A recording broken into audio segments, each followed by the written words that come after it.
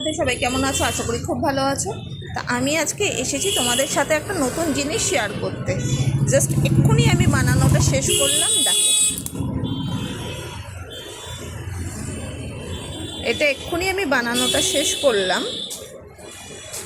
এটা একটা rubber band, আজকাল খুব ট্রেন্ডে উঠেছে।